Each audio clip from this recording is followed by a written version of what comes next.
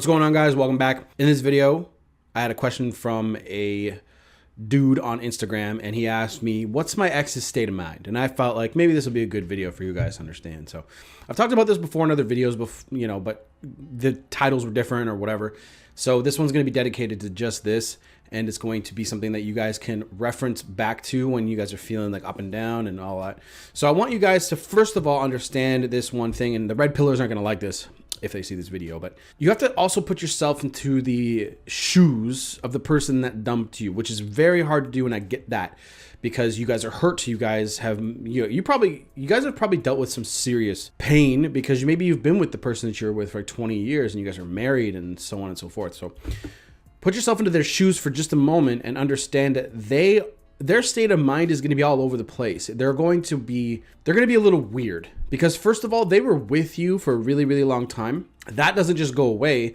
The feelings and the emotions about it aren't the same, but that doesn't just go away into their mind. They have literally been in a routine with you, texting you, calling you, so on and so forth, which is why a lot of women will date a new guy to sort of replace what they have with you. So when you actually think about it, when they're going through this, when they're thinking and they're going through all the motions and all the bullshit, they're really they're going to be all over the place. They're going to be texting you sometimes, going to be calling you sometimes, going to be wondering how you are, because that's still in their routine. That's still in their daily thoughts and all that stuff. So that's what's going to happen at first, because when you actually think about it, sometimes you do habits and routines, you don't even think about it. Sometimes they just message you, they're like, oh yeah, I didn't really...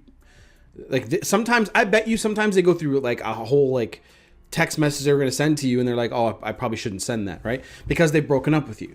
So if you think about it from that perspective, it's not sympathizing with them or anything like that. It's just understanding that they were with you for quite some time and they're not hurting like you are, because obviously look at how the relationship ended, but they still think about you. They still talk to their friends about you and whatever.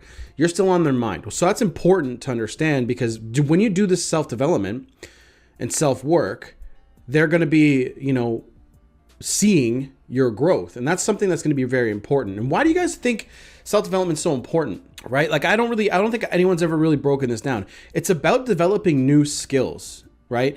Skills come down to really anything. If you go down the self-development path and you're like, okay, I need to focus on my finances, you're gonna, especially if you go in the online world, for example, you're gonna see, okay, maybe I can do this YouTube thing, or maybe I can do social media marketing, maybe I can do Instagram marketing, maybe I can do Twitter marketing, because that exists. Everything exists these days.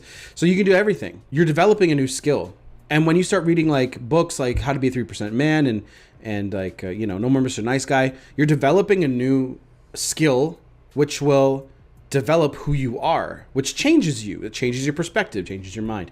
So your ex's state of mind is going to obviously, have an ebb and flow to it, but it's going to be harder for them to want to reach out to you if you're still the same guy.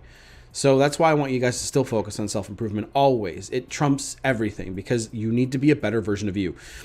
Ultimately speaking, going back to the title of the video, it's honestly very important to just roll with the punches, because they're going to be up and down as well. They're not nearly in as much pain as you. However, they still think about you. They still, talk to their friends about you.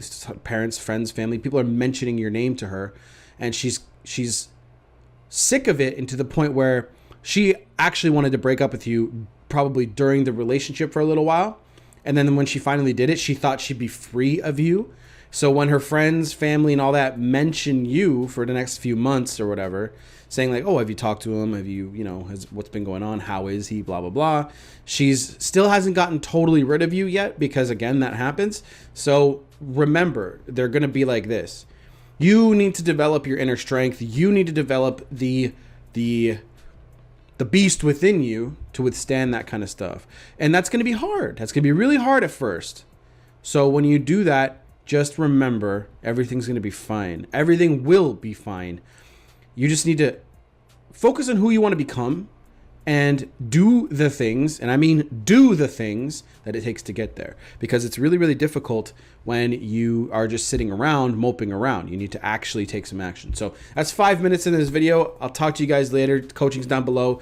The books that I want you to buy are down below as well. They are some of my favorite books when it comes to the self-development and relationship stuff that I think will help you guys and bring some value to your lives.